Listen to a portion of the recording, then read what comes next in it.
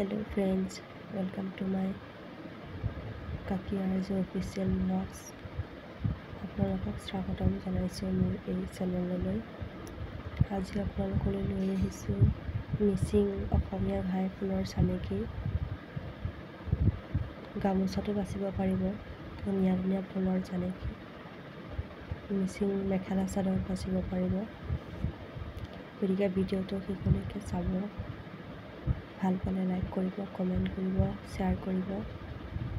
কাষত থকা বেল আইকনটো প্ৰেছ কৰিব নতুন ভিডিঅ'সমূহ পাবৰ বাবে।